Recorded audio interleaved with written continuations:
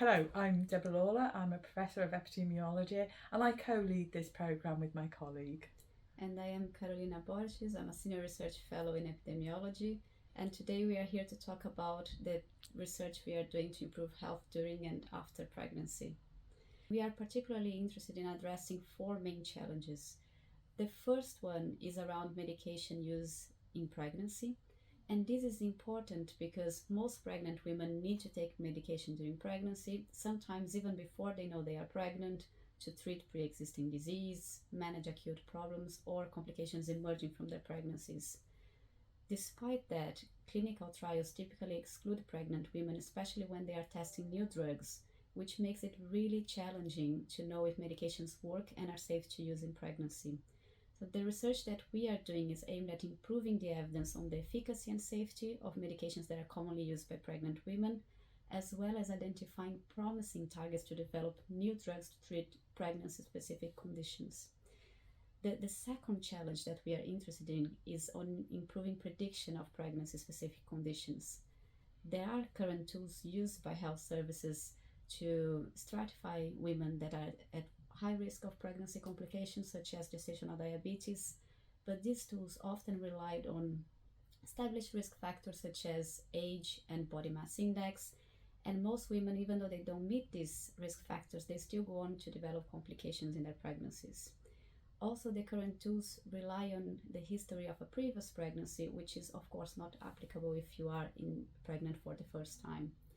So what we are doing here in the IU is to use larger scale data from multiomics and electronic health records to try to improve whether we can accurately identify women at high risk of complications and provide them with a better management plan.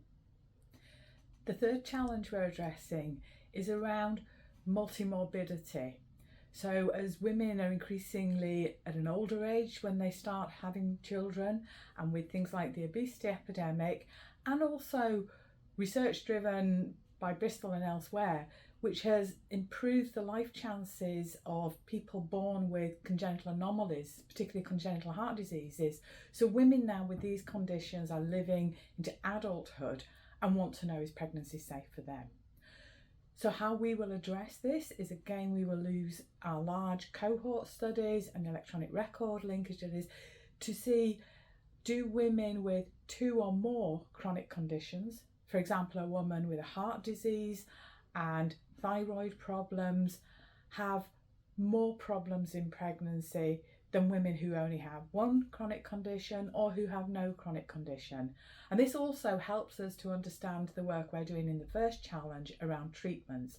So we want to know, what are the diseases and how are they affecting pregnancy, and how are the drugs that might treat them affecting pregnancy, and how can we bring that together?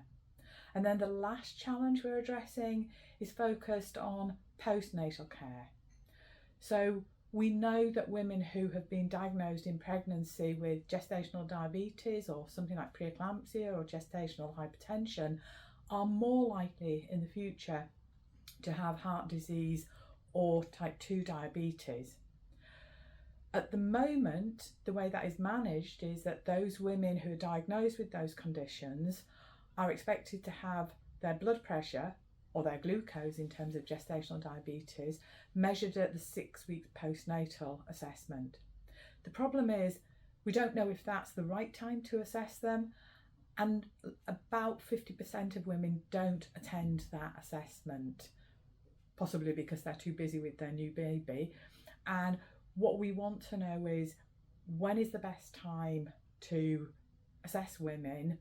What way should we assess them? And how do we manage that across the whole postnatal period, so that we're not necessarily inviting everybody back all the time, but we're identifying those who are most at risk of those future conditions that we can manage and prevent. The way we look at this and the methods we use build on what the other programs in the IEU are doing, so that we can get causal answers. They use molecular data, genetic data, and large-scale electronic record linkage. And then lastly, we have an associated programme funded by the European Research Council, which is called ART Health, and looks at the effects on the mother's and the offspring's health when the pregnancy has been conceived with assisted reproductive technologies.